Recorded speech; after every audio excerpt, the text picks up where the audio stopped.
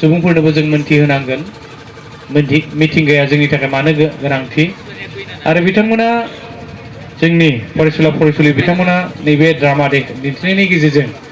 जोंनि दंफां लाइफांखौ जोङो ओरैनो दानलाबायनो नाङा दंफां दानफायनायनि सोलाय जोङो दंफांखौ संरैखाथि होनायासो जोंनि मावनां बिबान बेखौ बिथांमोना मोनसे मेसेज होदों आरो गोबाङा गोरोन्थि बुजियो दंफांखौ ओरैनो हाग्रा बारियाव थांनानै दाननानै लाबोयो सिखावै बेबायदि खालामनाया गाज्रि आयेननि बेरेखा बेखौ जों बयबो माने बुजिनांगोन आरो जों संरैखाथि होनांगोन दंफां गायनांगोन दा बेफोरबायदि मेसेजखौ बिथांमोना नैबे फिसा सर्ट मोनसे ड्रामानि गेजेरजों जोंनो मेसेज होबाय आं बिनि थाखाय आङो दैमुगुरि गुदि फरायसालिनि फरायसुला फरायसुलिमोनजों लोगोसे बे फरायसालिनि गाहाय फोरोंगिरि बिथांमोननिसिम साबायखर बावहरबाय आरो खेबसे बयखौबो आखाइ खबनानै बिथांमोननो माने जाहाथे साबायखर बावनानै जोङो आखाइखौबो साबायखर होबाय बिथांनिसिम दा बे समावहाय दैमुगुरि गुदि फरायसालिनि फरायसुला फरायसुलिमोना जे मोनसे ड्रामा दिन्थिबाय जोंनो मेसेज मोनसे होबाय दा बिथांमोननि एक्टिं बा ड्रामा खालामनायखौ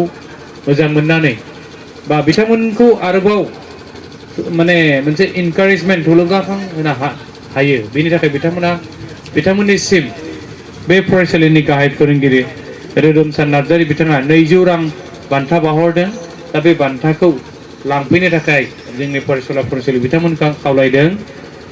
दैमुगुरि गुदि फरायसालिनि अनजालि फरायसुला फरायसुलिमोनखौ फैनानै बे बान्थाखौ लांफैनो थाखाय आं खावलायदों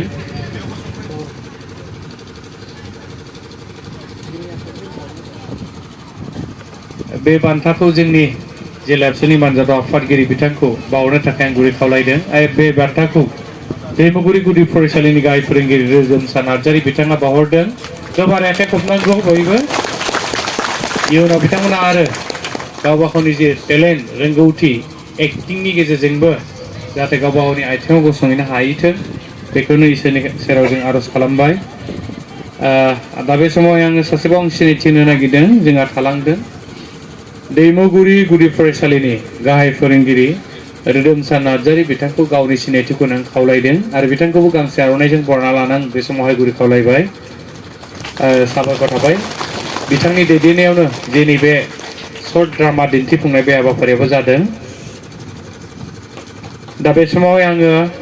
हांख्रायबावनो नागिरदों जे माजबाट कलेज इउनिट एबसुनि एडभाइजार सोरांसा मोसाहारिया मेथाइ खनगोन दा बे समावहाय